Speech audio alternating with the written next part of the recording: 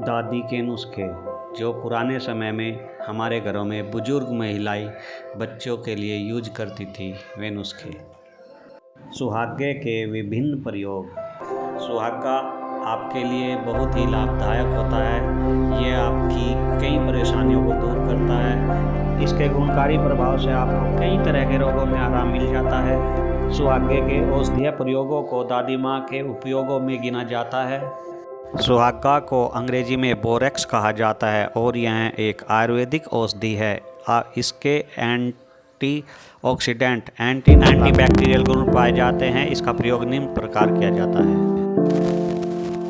पर सुहागा को सेककर पीस ले और इसकी चुटकी एक घूंट गर्म पानी में घोलकर 4 बार पीने से जुकाम ठीक हो जाता है। भुना हुआ सुहागा गर्म पानी में सुबह शाम लेने से नज़ला ठीक हो जाता है। बच्चे के अजीर्ण में। आपका बच्चा रात में सोते हुए अचानक रोने लगता है और दही की तरह उल्टी करता है और उसको दस्त आते हैं, तो इसे ठीक करने के लिए भुना हुआ सुहागा चुटकी भर दूध में मिलाकर 2 बार पिलाने से लाभ हो जाता है। ऐसा करने से बच्चे का पाचन तंत्र भी सही हो जाता है। तिल्ली के लिए।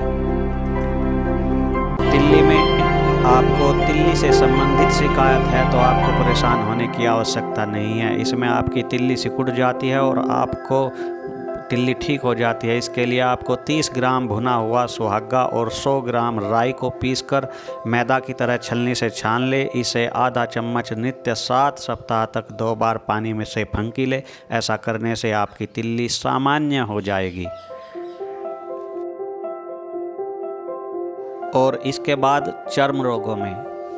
चर्म रोगों के लिए किसी भी तरह की कोई चर्म रोग होता है तो आपको ये ध्यान रखना है कि सुहागा इसमें बहुत ही लाभदायक है। आपको चर्म रोग के स्थान पर सुहागे का तेल लगाना है। ऐसा कुछ दिन तक लगाने से आपको आराम मिल जाएगा और चर्म रोग जड़ से नष्ट हो जाएगा। और फिर इसके बाद आपको अंडकोश वृद्धि में भी इसका बहुत ही अच्छा लाभ होता है।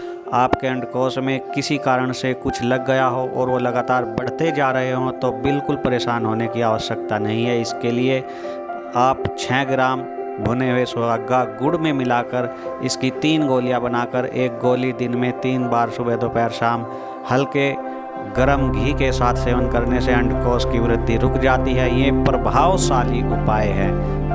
और इसके बाद अंडकोश की खुजली। अंडकोश में लगातार खुजली होती है तो जो कि एक आम बात है, तो आपको इसके लिए लगभग 116 ग्राम पानी में 4 ग्राम सुहागे को घोलकर नित्य 2-3 बार अंडकोश को धोने से खुजली मिट जाती है। इससे आप चैन की सांस ले पाएंगे। इसके बाद आप आँख के लिए आँख आना है।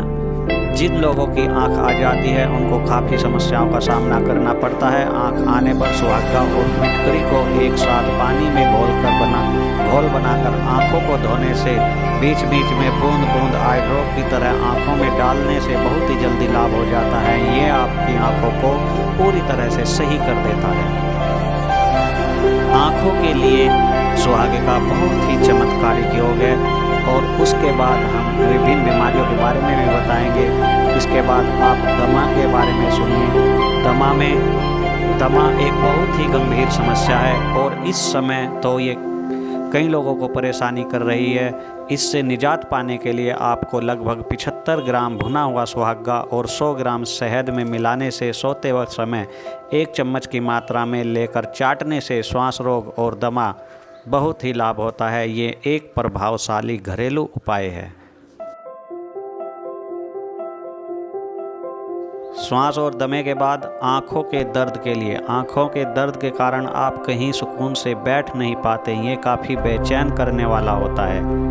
इसको सही करने के लिए भुने हुए सुहागे को पीसकर और कपड़े से छानकर सलाई से सुबह शाम आँखों में लगाने से आराम हो जाता है।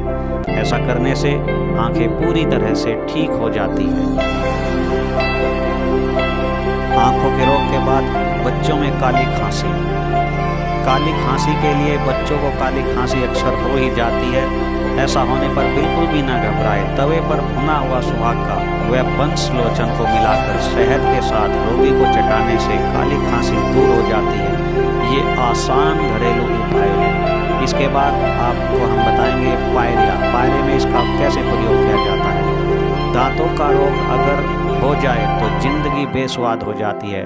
अगर आपको पायरिया हो जाए तो आप सुहागा एवं बोल हीरा बोल को मिलाकर नित्य 2-3 बार मसूड़ों पर धीरे धीरे मले। इससे दांतों व मसूड़ों के सभी रोग ठीक होकर पायरिया रोग दूर हो जाते हैं। ये आपकी पूरी तरह से राहत देगा। पायरिया के बाद यह अन्य भी विभिन्न प्रयोगों में किया जाता है। देखते रहिए। ये हैं दादी के नुस्खे, जो हमारी घरों में पुराने समय में बुजुर्ग महिलाएं होती थी, वे ऐसे नुस्खों का प्रयोग करती थी जो बहुत ही मुजर्रब है। दादी के नुस्खे।